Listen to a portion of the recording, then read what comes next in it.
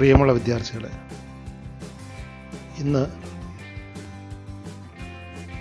അക്കൗണ്ടൻസിയുടെ 8ാമത്തെ chapter bills of exchange ആണ് നമ്മൾ ചർച്ച ചെയ്യുന്നത്.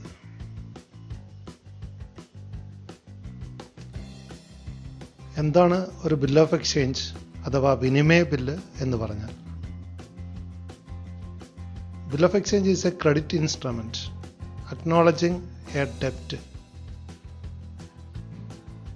ഒരു ഡെപ്റ്റിനെ അക്നോളജ് ചെയ്തുകൊണ്ട് തയ്യാറാക്കുന്ന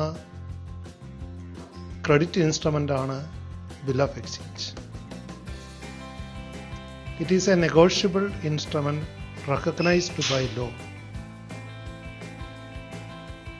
നെഗോഷ്യബിൾ ഇൻസ്ട്രുമെന്റ്സ് ആക്ട് 3 ക്രെഡിറ്റ് ഇൻസ്ട്രുമെന്റ്സിനെയാണ് അംഗീകരിച്ചിട്ടുള്ളത്. അതിലേറ്റവും പ്രധാനപ്പെട്ടതാണ് ബിൽ ഓഫ് എക്സ്ചേഞ്ച്. അതിനു പുറമെ ചെക്ക്, പ്രോമിസറി നോട്ട് എന്നിവയും നെഗോഷ്യബിൾ ഇൻസ്ട്രുമെൻ്റായിട്ട് നിയമം അംഗീകരിച്ചിരിക്കുന്നു. ബിൽ ഓഫ് എക്സ്ചേഞ്ചിനെ ഗവേൺ ചെയ്യുന്ന നിയമം എന്ന് പറയുന്നത് നെഗോഷ്യബിൾ ഇൻസ്ട്രുമെന്റ്സ് ആക്ട് ഓഫ് 1881 ആണ്. 1881 നെഗോഷ്യബിൾ ഇൻസ്ട്രുമെന്റ്സ് ആക്ട് പ്രകാരമാണ് ബിൽ ഓഫ് എക്സ്ചേഞ്ചിന്റെ കാര്യങ്ങൾ തീരുമാനിക്കുന്നത്. ഒരു ബിൽ ഓഫ് എക്സ്ചേഞ്ചിന്റെ നിർവചനം നമുക്ക് നോക്കാം. നെഗോഷ്യബിൾ ഇൻസ്ട്രുമെന്റ്സ് ആക്ടിലെ ബന്ധപ്പെട്ട വകുപ്പിൽ ഒരു ബിൽ ഓഫ് എക്സ്ചേഞ്ചിനെ നിർവചിച്ചിരിക്കുന്നത് ഇങ്ങനെയാണ്: an instrument in writing containing an unconditional order signed by the maker directing a certain person to pay a certain sum of money only to or to the order of a certain person or to the bearer of the instrument. ഈ നിർവചന പ്രകാരം എഴുതപ്പെട്ട ഒരു പ്രമാണമാണ് bill of exchange. ഇതിൽ ഒരു unconditional order ആയിരിക്കും ഉണ്ടാവുക. പണം നൽകണമെന്നുള്ള ഒരാജ്ഞയാണ്, നിരുപാധികമായിട്ടുള്ള ഒരാജ്ഞയായിരിക്കും ഇതിലുണ്ടാവുക. It should be signed by the maker. തയ്യാറാക്കുന്ന ആൾ അതിൽ സൈൻ ചെയ്തിട്ടുണ്ടാവും. ഇതിൽ നിർദ്ദേശിച്ചിരിക്കുന്നത് ഒരു നിശ്ചിത വ്യക്തിയോട് ഒരു നിശ്ചിത തുക പണമായി നൽകാൻ ആവശ്യപ്പെട്ടിരിക്കുന്നു. അതും ആർക്കാണ് പണം നൽകേണ്ടത്? To the order of a certain person or to the bearer of the instrument. ഈ പ്രമാണം തയ്യാറാക്കുന്ന ആൾക്കോ അയാൾ നിർദ്ദേശിക്കുന്ന വ്യക്തിക്കോ അല്ലെങ്കിൽ ഈ ഇൻസ്ട്രുമെന്റ് കൊണ്ടുവരുന്ന ആൾക്കോ ആണ് പേയ്മെന്റ് നൽകേണ്ടത്. ബിൽ ഓഫ് എക്സ്ചേഞ്ചിന്റെ പ്രത്യേകതകൾ എന്തൊക്കെയാണെന്ന് കാണാം. ഒന്നാമതായി, a bill of exchange must be in writing. എഴുതപ്പെട്ട ഒന്നായിരിക്കണം ബിൽ ഓഫ് എക്സ്ചേഞ്ച്. രണ്ടാമതായി, it is an order to make a payment. പണം നൽകാനുള്ള ഒരു ആജ്ഞ, ഓർഡർ ആയിരിക്കണം ഇതിലുണ്ടാവേണ്ടത്, അല്ലാതെ റിക്വസ്റ്റ് ആയിരിക്കരുത്. മൂന്നാമതായി, the order to make a payment is unconditional. പണം നൽകുക എന്നുള്ളത് നിരുപാധികമായിരിക്കണം, അൺകണ്ടീഷണൽ ആയിരിക്കണം. പ്രത്യേക വ്യവസ്ഥകളൊന്നും അതിൽ നിർദ്ദേശിക്കാൻ പാടില്ല. The maker of the bill of exchange must sign in it. Bill of exchange bill തയ്യാറാക്കുന്നയാൾ ഒപ്പിട്ടിരിക്കണമെന്നുള്ളതാണ് അടുത്ത പ്രത്യേകത. The payment to be made must be certain.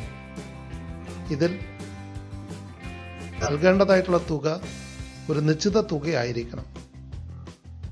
The date on which payment is made must be certain. പണം നൽകേണ്ട തീയതിയും നിശ്ചിതമായിരിക്കണം. The bill of exchange must be payable to a certain person. ഒരു നിശ്ചിത വ്യക്തിക്കായിരിക്കണം പണം നൽകാൻ നിർദ്ദേശിച്ചിരിക്കുന്നത്. The amount mentioned in the bill of exchange is payable either on demand or on the expiry of a fixed period of time. ആവശ്യപ്പെടുന്ന സമയത്തോ അല്ലെങ്കിൽ നിശ്ചിത കാലയളവിന് ശേഷമോ പണം നൽകണം എന്നായിരിക്കണം ഇതിൽ പറഞ്ഞിരിക്കുന്നത്. It must be stamped as per the requirement of law. നിയമം അനുശാസിക്കുന്ന രീതിയിൽ അല്ലെങ്കിൽ സ്റ്റാമ്പ് ആക്ടിലെ റെലവന്റ് പ്രൊവിഷൻ അനുസരിച്ച് ഉള്ള മുദ്രപത്രത്തിൽ എഴുതിയവയായിരിക്കണം ഒരു bill of exchange. These all are the main features of bill of exchange.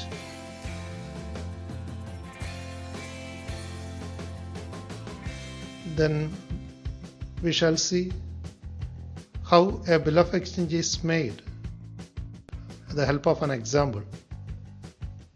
Hari sold goods to Sugu on credit for rupees 10,000 for 3 months. 3 മാസ അവധിയിൽ ഹരി സുഗുവിന് 10,000 രൂപയുടെ സാധനങ്ങൾ കടമായി വിൽക്കുന്നു. To ensure payment on due date, Hari draws a bill of exchange upon Sugu for rupees 10,000 payable after 3 months. അപ്പോൾ ഈ പണം ലഭിക്കുന്നത് ഉറപ്പാക്കാൻ വേണ്ടിയിട്ട് ഹരി 3 മാസ കാലാവധിയുള്ള 10,000 രൂപയുടെ ഒരു ബിൽ ഓഫ് എക്സ്ചേഞ്ച് തയ്യാറാക്കുന്നു. തുടർന്ന് ഈ ബില്ല് അക്സെപ്റ്റ് ചെയ്യുന്നതിന് വേണ്ടിയിട്ട് പണം നൽകേണ്ട സുഗുവിനെ ഏൽപ്പിക്കേണ്ടതാണ്. എന്നാൽ സുഗു ഈ ബില്ല് അക്സെപ്റ്റ് ചെയ്യുന്നതിന് മുന്നോടിയായിട്ട് ഇതിനെ ഡ്രാഫ്റ്റ് എന്നാണ് വിശേഷിപ്പിക്കുക. Before it is accepted by സുഗു it will be called a draft. അപ്പോൾ അക്സെപ്റ്റ് ചെയ്യാത്ത ബില്ലിലാണ് ഡ്രാഫ്റ്റ് എന്ന് വിശേഷിപ്പിക്കാറുള്ളത്. It will become a bill of exchange only when Sugu write the words accepted on it. അപ്പോൾ സുഗു ഈ ബില്ലിലെ വ്യവസ്ഥകൾ അംഗീകരിച്ചുകൊണ്ട് അതിൽ ഒപ്പിടുകയാണെങ്കിൽ, അക്സെപ്റ്റ് ചെയ്യുകയാണെങ്കിൽ മാത്രമേ അവിടെ ഒരു ബിൽ ഓഫ് എക്സ്ചേഞ്ച് ആയി മാറുന്നുള്ളൂ.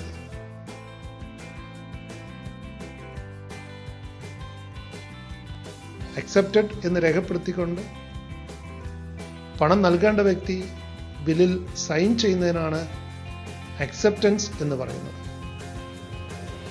അക്സെപ്റ്റൻസോടുകൂടി മാത്രമേ ഒരു ബിൽ ഓഫ് എക്സ്ചേഞ്ച് ഉണ്ടാകുന്നുള്ളൂ. ഇനി ആരൊക്കെയാണ് ഒരു ബിൽ ഓഫ് എക്സ്ചേഞ്ചുമായിട്ട് ബന്ധപ്പെട്ട parties? Who are the parties in a bill of exchange? The first person is the drawer. He is the maker of the bill of exchange. He is the seller or creditor in the dealings. ഒരു bill of exchange തയ്യാറാക്കുന്ന വ്യക്തിയാണ് drawer എന്ന പേരിൽ അറിയപ്പെടുന്നത്. ഈ ഇടപാടിലെ creditor അല്ലെ സാധനം വിൽപ്പന നടത്തിയ ആളാണ് ഇവിടെ ഡ്രോയർ എന്ന് പറയുന്ന വ്യക്തി. രണ്ടാമതായി drawee. He is the person upon whom the bill of exchange is drawn. ആരുടെ പേരിലാണോ ബില്ല് തയ്യാറാക്കപ്പെട്ടിരിക്കുന്നത് അല്ലെങ്കിൽ ബില്ലിൻ്റെ പണം നൽകേണ്ട വ്യക്തിയാണ് ഡ്രോയി എന്ന് പറയുന്നത്. ഇവിടെ സാധനങ്ങൾ വാങ്ങിയ വ്യക്തി ബയറാണ് ഡ്രോയി എന്ന് പറയുന്ന വ്യക്തി. or he is the debtor in these dealings. And thirdly, there is another party called payee. He is the person to whom the payment is to be made. ബില്ലിന് കാലാവധി എത്തുമ്പോൾ ആർക്കാണോ പണം നൽകേണ്ടത് ആ വ്യക്തിയാണ് പേയി എന്ന് പറയുന്നത്. In some cases, the payee and the drawer will be the same person. ചില സാഹചര്യങ്ങളിൽ ഡ്രോയർ തന്നെയായിരിക്കും പേയി ആയിട്ട് മാറുന്നത്. ഡ്രോയർ ബില്ല് തയ്യാറാക്കുമ്പോൾ തനിക്ക് പണം നൽകണമെന്നാണ് നിർദ്ദേശിച്ചിരിക്കുന്നതെങ്കിൽ അവിടെ ഡ്രോയറും പേയും ഒരു വ്യക്തിയാണ്. എന്നാൽ ഒരു ബില്ല് ഒരു തേർഡ് പാർട്ടിക്ക് പേയബിൾ ആകത്തക്ക രീതിയിൽ തയ്യാറാക്കാവുന്നതാണ്. അവിടെ ഡ്രോയറും പേയും രണ്ട് വ്യത്യസ്ത വ്യക്തികളായിരിക്കും. So now we shall see a specimen of bill of exchange. This bill of exchange is prepared by Mr. A. Mr. A is the drawer here. He prepares the bill.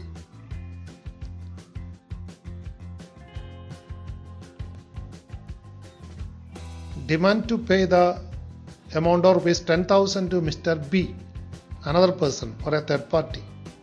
So here the payee is Mr. B. On the due date, B will get the amount of the bill. And this bill is prepared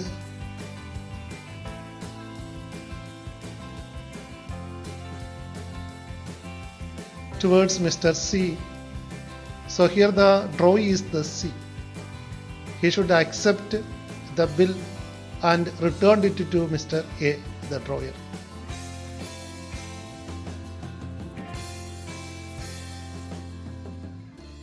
What are the advantages of a bill of exchange as a credit instrument? Bill of എക്സ്ചേഞ്ചിന്റെ ഒന്നാമത്തെ മേന്മ എന്ന് പറയുന്നത് framework for relationship.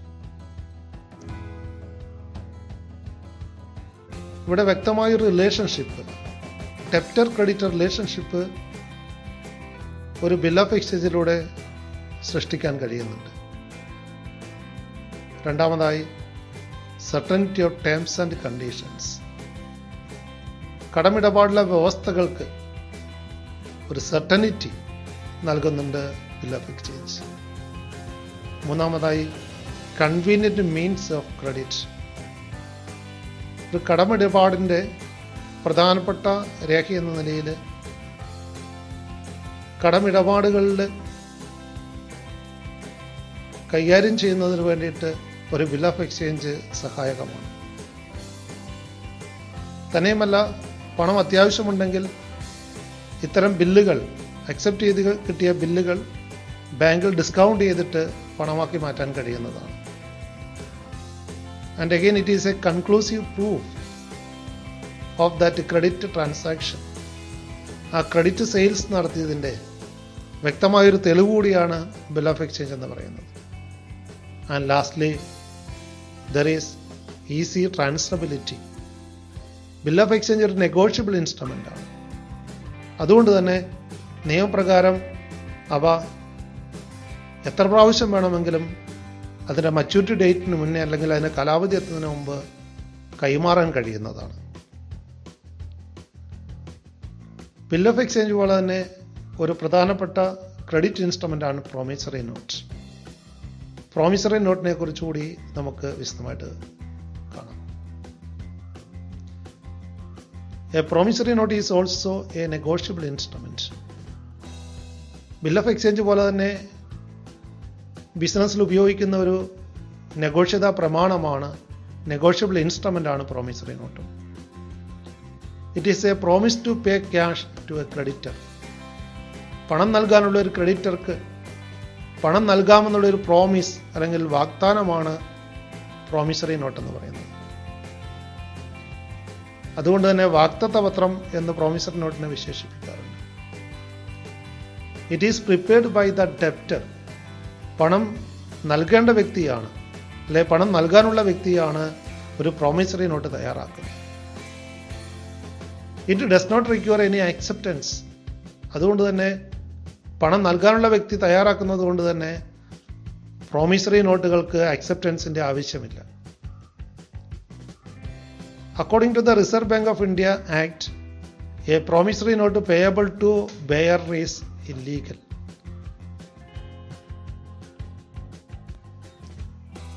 Bearer promissory നോട്ടുകൾ ഇല്ലീഗലായിട്ട് Reserve Bank of India പ്രഖ്യാപിച്ചിട്ടുണ്ട്. According to the Reserve Bank of India act. Promissory നോട്ടിന്റെ നിർവചനത്തിലേക്ക് നമുക്ക് കാണാം. According to the Negotiable Instruments Act of 1881, a promissory note is defined as an instrument in writing, not being a banknote or a currency note, containing an unconditional undertaking signed by the maker to pay a certain sum of money only to or to the order of a certain person or to the bearer of the instrument. Promissory നോട്ടും ഒരു എഴുതപ്പെട്ട പ്രമാണമാണ്. എന്നാൽ ഒരു bank നോട്ടോ currency നോട്ടോ അല്ല ഇത്. ഇതിലൊരു unconditional undertaking ആണ്. പണം നൽകാമെന്നൊരു വ്യക്തിയുടെ വാഗ്ദാനമാണ്. ആ വാഗ്ദാനം എന്ന് പറയുന്നത് അൺകണ്ടീഷണൽ ആയിരിക്കണം, നിരുപാധികമായിരിക്കണം. ഈ പ്രോമിസറി നോട്ട് തയ്യാറാക്കുന്ന ഡെപ്റ്റർ തന്നെ ഇതിൽ സൈൻ ചെയ്തിരിക്കണം, സൈൻഡ് ബൈ ദ മേക്കർ. ഇതിൽ പറഞ്ഞിരിക്കുന്നത് ഒരു നിശ്ചിത തുക പണമായി തന്നുകൊള്ളാമെന്നായിരിക്കും. ഇനി ഇതിന് പണം നൽകേണ്ടത് ഇതിൽ പേര് നിർദ്ദേശിക്കുന്ന വ്യക്തിക്കോ അല്ലെങ്കിൽ അയാൾ നിർദ്ദേശിക്കുന്ന മറ്റൊരു വ്യക്തിക്കോ അല്ലെങ്കിൽ ബെയറർക്കോ ആയിരിക്കും. എന്നാൽ നമ്മൾ കാണുകയുണ്ടായി പിന്നീട് റിസർവ് ബാങ്ക് ഓഫ് ഇന്ത്യ ആക്ടിൽ പ്രകാരം ഒരു ബെയറർ പ്രോമിസറി നോട്ട് ഇല്ലീഗലായിട്ട് തീരുമാനിച്ചിട്ടുണ്ട്. പ്രോമിസറി നോട്ടിന്റെ പ്രത്യേകതകൾ എന്തൊക്കെയാണെന്ന് ചർച്ച ചെയ്യാം. It must be in writing. Promissory note ഒരു എഴുതപ്പെട്ട പ്രമാണമാണ്. It must contain an unconditional promise to pay. പണം നൽകാമെന്നുള്ളൊരു നിരുപാധികമായിട്ടുള്ള വാഗ്ദാനമായിരിക്കണം, അണ്ടർടേക്കിംഗ് ആയിരിക്കണം, അഥവാ പ്രോമിസ് ആയിരിക്കണം ഇതിലുണ്ടാവേണ്ടത്. The sum payable must be certain. നൽകേണ്ടുന്ന തുക നിശ്ചിതമായിട്ട് രേഖപ്പെടുത്തിയിരിക്കണം ഇതിൽ. It must be signed by the maker.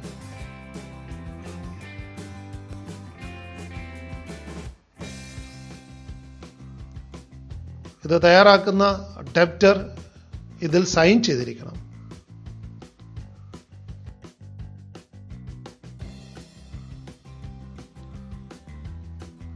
It must be payable to a certain person. It should be properly be stamped. Promissory നോട്ടുകളും മുദ്രപത്രത്തിൽ മതിയായ തുകയ്ക്കുള്ള മുദ്രപത്രങ്ങളിൽ തയ്യാറാക്കിയവയായിരിക്കണം. Who are the parties in a promissory note?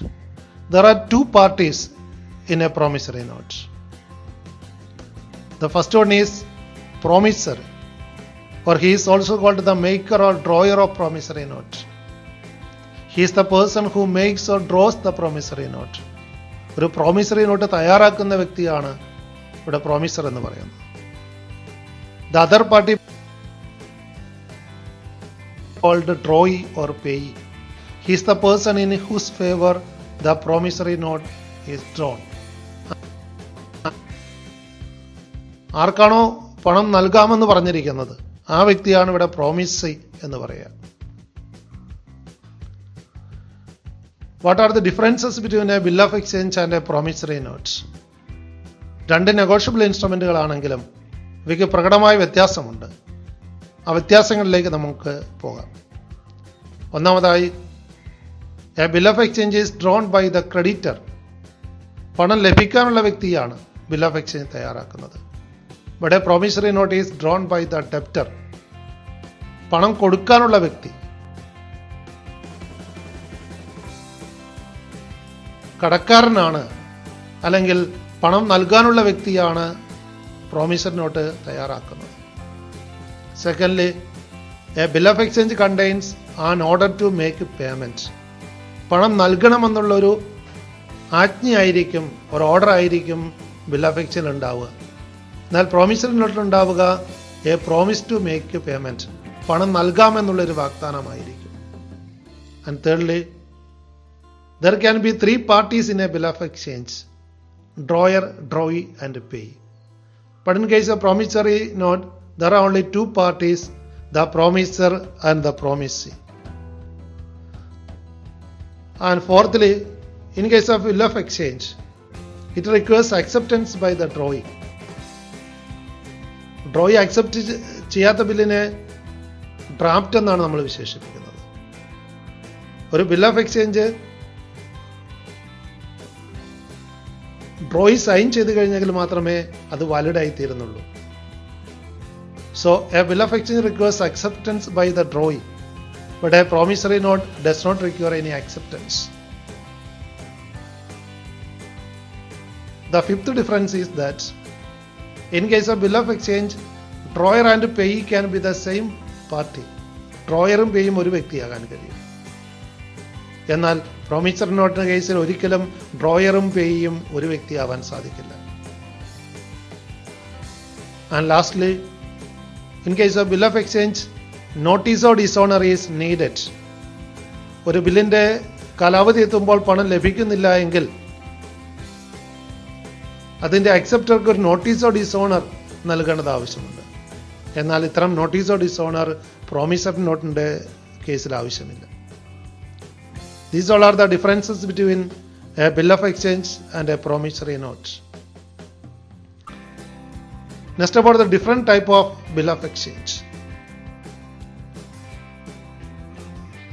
The first category are the time bills and demand bills. നിശ്ചിത കാലാവധിയുള്ളവയാണ് time ബില്ലുകൾ. എന്നാൽ demand ബില്ലുകൾ പ്രസന്റ് ചെയ്യുമ്പോൾ തന്നെ പണം നൽകേണ്ടവയാണ്. അവയ്ക്കൊരു പ്രത്യേക കാലയളവ് ഉണ്ടാവില്ല. ഡ്രോയിയുടെ അടുത്ത് പ്രസന്റ് ചെയ്യുമ്പോൾ തന്നെ പണം നൽകേണ്ടവയാണ് ഡിമാൻഡ് ബില്ലുകൾ. Secondly, order bills and bearer bills.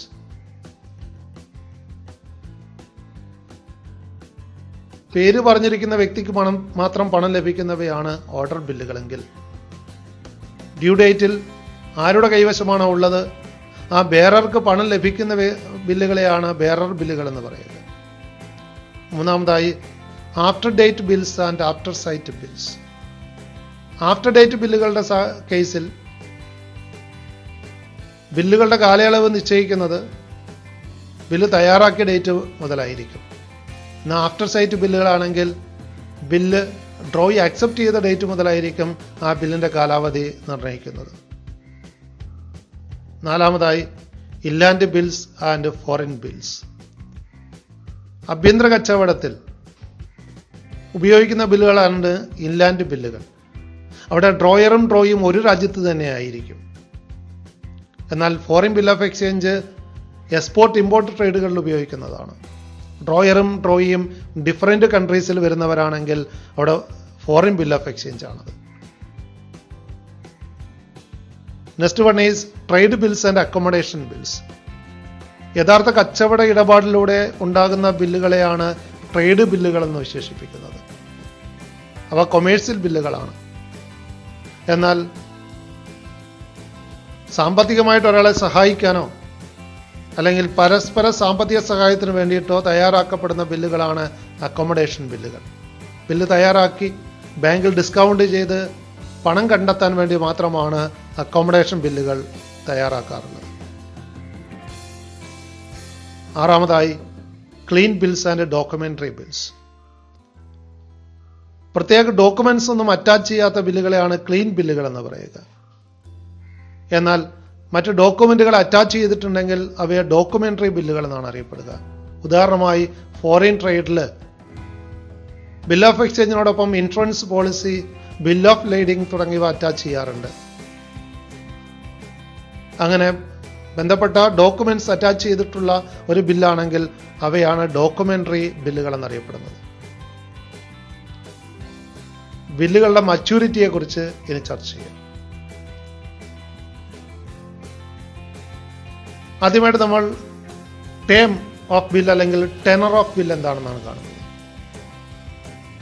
Time ബില്ലുകൾക്ക് ഒരു നിശ്ചിത കാലാവധി ഉണ്ടാവും. ആ കാലാവധിയാണ് ടേം ഓഫ് ബിൽ എന്ന് വിശേഷിപ്പിക്കുന്നത്. It is the time period between the date on which A bill is drawn and the date on which it is payable. Bill തയ്യാറാക്കിയ date മുതൽ ബില്ലിൻ്റെ പണം ലഭിക്കുന്ന ഡേറ്റ് വരെയുള്ള കാലയളവാണ് ബില്ലിൻ്റെ ടേം എന്ന് വിശേഷിപ്പിക്കുന്നത്. What is due date? It is the date on which the payment of the bill is due. ആ ബില്ലിൻ്റെ കാലാവധി അനുസരിച്ച് ബില്ലിലെ പണം ഡ്യൂ ആകുന്ന അല്ലെങ്കിൽ നൽകേണ്ടതായിട്ടുള്ള ഡേറ്റ് ആണ് ബില്ലിൻ്റെ due date. Days of grace. There are 3 extra days added with the period of bill for calculating its maturity date. ഒരു ബില്ലിന്റെ പണം കൊടുക്കേണ്ട തീയതി നിർണ്ണയിക്കുമ്പോൾ 3 അധിക ദിനങ്ങൾ ബില്ലിന്റെ കാലയളവിനോടൊപ്പം ആഡ് ചെയ്യാറുണ്ട്. ഈ 3 അധിക ദിനങ്ങളെയാണ് ഡേയ്സ് ഓഫ് ഗ്രേസ് അല്ലെങ്കിൽ കാരുണ്യ ദിനങ്ങൾ, അധിക ദിനങ്ങൾ എന്നൊക്കെ വിശേഷിപ്പിക്കുന്നത്. Date of maturity. The date which comes after adding 3 days of grace to the period of bill is called date of maturity. അപ്പോൾ ഡ്യൂ ഡേറ്റിൻ്റെ കൂടെ 3 അധിക ദിനങ്ങൾ കൂടി ആഡ് ചെയ്യുമ്പോഴാണ് ഡേറ്റ് ഓഫ് മെച്യൂരിറ്റി ലഭിക്കുന്നത്. അപ്പോൾ due date plus date of days of grace will give the date of maturity of A bill. Maturity date calculate ചെയ്യുന്നത് എങ്ങനെയാണെന്ന് നമുക്ക് നോക്കാം. ആദ്യ ഉദാഹരണത്തിൽ if a bill dated 4th May 2020 is payable 3 months after date. ബില്ലിൻ്റെ കാലാവധി 3 മാസമാണ്. Bill തയ്യാറാക്കിയ ഡേറ്റ് ആകട്ടെ 4th May 2020 ആണ്. ഈ ബില്ലിൻ്റെ കാലാവധി കാൽക്കുലേറ്റ് ചെയ്യുന്നത് മാസങ്ങളാണ്, നിശ്ചിത മാസങ്ങളാണ് ഇവിടെ തന്നിരിക്കുന്നത്. അതുകൊണ്ട്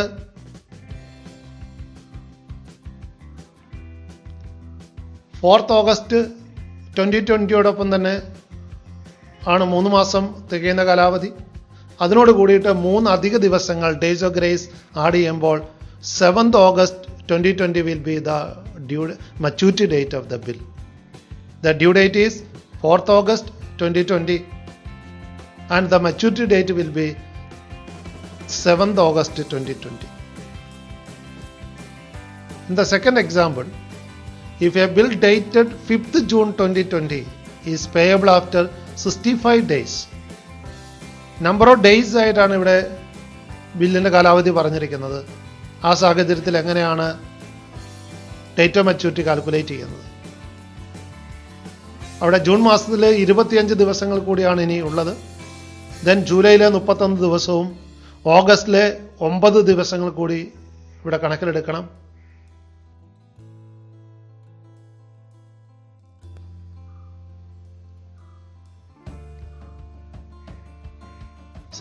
days 65 ദിവസങ്ങൾ പൂർത്തിയാക്കുക.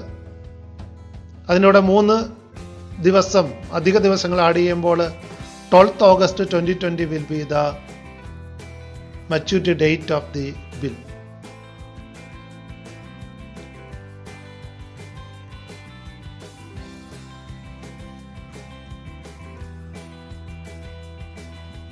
ഒരു ദേശീയ അവധി ദിവസത്തിലാണ് ഡേറ്റ് ഓഫ് മച്യൂരിറ്റി വരുന്നതെങ്കിൽ അവിടെ തൊട്ട് തലേ ദിവസമുള്ള വർക്കിംഗ് ഡേ ആയിരിക്കും ആ ബില്ലിൻ്റെ പണം നൽകേണ്ടത്, അല്ലെങ്കിൽ മച്യൂരിറ്റി ഡേറ്റ് ആയിട്ട് കണക്കാക്കുക.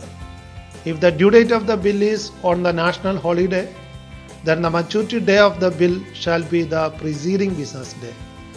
തൊട്ട് തലേ പ്രവൃത്തി ദിവസമായിരിക്കണം ആ ബില്ലിൻ്റെ മച്യൂരിറ്റി ഡേറ്റ് ആയിട്ട് കണക്കാക്കപ്പെടുക. ഉദാഹരണമായിട്ട്, if due date of the bill falls on 26th January, അതായത് റിപ്പബ്ലിക് ഡേയിലാണ് ബില്ലിൻ്റെ ഡ്യൂ ഡേറ്റ് ആയിട്ട് വരുന്നതെങ്കിൽ അത് തൊട്ട് തലേ ദിവസം, അതായത് 25 ജാനുവരിയിലായിരിക്കണം അതിൻ്റെ ഡ്യൂ ഡേറ്റ് ആയിട്ട് പരിഗണിക്കുക. അതുപോലെ 15th August, അതായത് ഇൻഡിപെൻഡൻസ് ഡേയിലാണ് ഡ്യൂ ഡേറ്റ് വരുന്നതെങ്കിൽ 14th Augustലായിരിക്കണം ബില്ലിൻ്റെ ഡ്യൂ ഡേറ്റ് ആയിട്ട് പരിഗണിക്കുക. അതായത് മുൻകൂട്ടി പ്രഖ്യാപിച്ചിട്ടുള്ള ഒരു ദേശീയ അവധി ദിവസം അഥവാ നെഗോഷ്യബിൾ ഇൻസ്ട്രുമെന്റ്സ് ആക്ട് പ്രകാരമുള്ള ഒരു അവധി ദിവസമാണെങ്കിൽ, മുൻകൂട്ടി നിശ്ചയിച്ചിട്ടുള്ള ഒരു ഡിക്ലെയർ ചെയ്തിട്ടുള്ള ഒരു അവധി ദിവസമാണെങ്കിൽ ബില്ലിൻ്റെ പണം നൽകേണ്ടത് തൊട്ട് തലേ ദിവസമായിരിക്കും. എന്നാൽ എമർജൻസി സിറ്റുവേഷനിൽ ഗവൺമെൻറ് അവധി പ്രഖ്യാപിക്കുമ്പോൾ, നെഗോഷ്യബിൾ ഇൻസ്ട്രുമെന്റ്സ് ആക്ട് പ്രകാരം അവധി പ്രഖ്യാപിക്കുകയാണെങ്കിൽ തൊട്ടടുത്ത പ്രവൃത്തി ദിവസമായിരിക്കണം ബില്ലിൻ്റെ പണം നൽകേണ്ടത്. If the due date of the bill is declared as an emergency holiday, then the due date of the bill shall be after 1 day from the date of maturity. തൊട്ടടുത്ത ദിവസം മാത്രമേ ബില്ലിൻ്റെ പണം നൽകേണ്ടതുള്ളൂ. ഉദാഹരണമായിട്ട്, if the due date of the bill is 25th July and that day is declared as an emergency holiday, then the due date will be 26th July. തൊട്ടടുത്ത ദിവസമായിരിക്കും അവിടെ ബില്ലിൻ്റെ പണം നൽകേണ്ടത്. Thank you all.